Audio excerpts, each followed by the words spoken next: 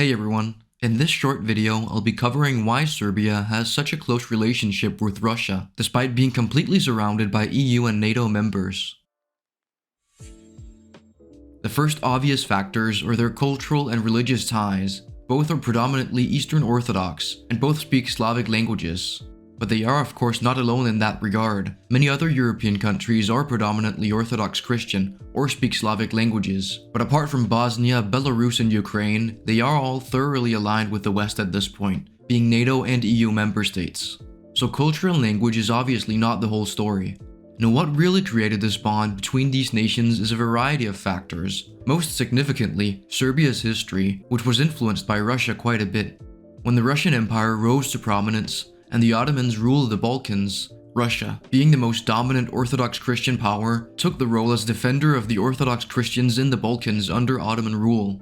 This, among simple strategic interests, put it at odds with the Ottoman Empire, and Russia would thus support independence movements in the Balkans whenever the opportunity arose. Such opportunities arose with the Serbian revolutions, the first of which saw Russian support. It would however not be before the Second Serbian Revolution that Serbians saw something akin to independence. Here they became a mostly self-governing principality that for the most part only had to pay tribute to the Ottoman Empire.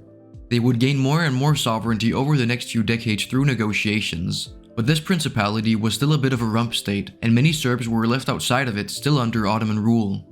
Later in the 1870s, these Serbs, along with other Christians in the Balkans, would revolt against Ottoman rule, and Serbia would take advantage of this, starting the Serbian-Ottoman War in the hopes of uniting with the Serbs in the Ottoman Empire. Here Serbia would once again see Russian support, and the war would be a victory for Serbia.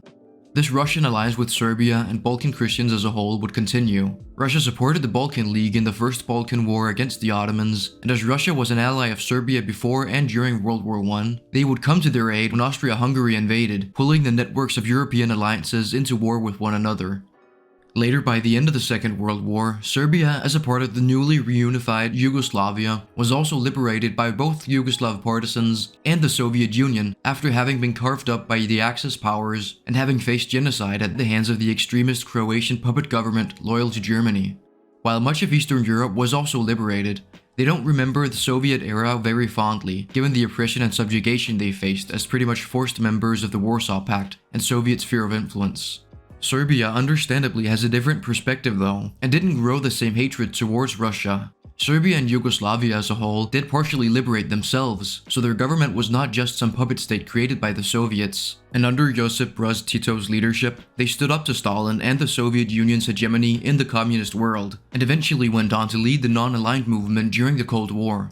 So they weren't in the Soviet bloc, and didn't face invasion or oppression under Soviet hegemony, like much of Eastern Europe, mainly because the Soviet Union didn't have the same influence there, as the government and socialist movement in Yugoslavia was homegrown.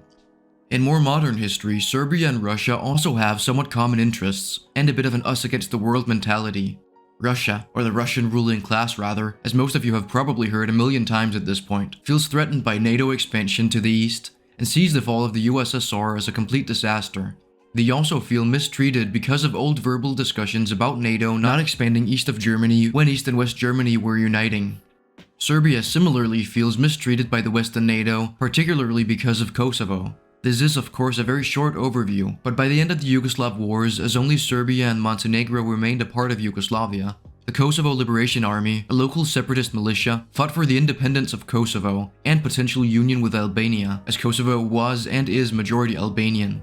This led to the Yugoslav and Serb army trying to recapture the region, and even going as far as to do a terror campaign where they attempted to expel the Kosovo Albanians. Because of this, NATO intervened and did a bombing campaign in Yugoslavia, or just Serbia and Montenegro, in order to stop the ethnic cleansing and expulsion of Albanians in Kosovo. So NATO is essentially the reason Kosovo is self-governing and not de facto under Serbian control today. Their bombing campaign also caused quite a bit of suffering in Serbia. And this has made Kosovo and the Kosovo War a bit of a sore spot for Serbia, as Kosovo does have a lot of historical significance to Serbia, having been home to Serbs for centuries and many culturally significant sites. So, that is essentially why Serbia and Russia have such close ties. They're close culturally and linguistically, and are also historical allies. Russia played a big role in Serbia's independence from the Ottoman Empire, and of course lastly, both feel mistreated by the West and NATO. Despite all this, it is worth mentioning that Serbia today is doing a bit of a balancing act between the West and Russia, as it's completely surrounded by both NATO and EU members, and is an EU candidate that would clearly benefit economically if it were to join the EU. With Russia's recent actions in Ukraine, Serbia actually backed a UN resolution condemning Russia's invasion. Although that is as far as it went. Serbia claims to respect Ukraine's sovereignty, but has, unlike most of Europe, not given Ukraine any real support. It seems likely they'll keep this neutrality, as it allows them to play each side off each other. Siding fully with Russia would completely isolate them, and Kosovo is still too much of a sore spot to completely side with the West. But that's all for now. I hope you enjoyed the video. Thank you to all my channel members, and a special thank you to my second tier member, Lada Hieno. See you all in my next video.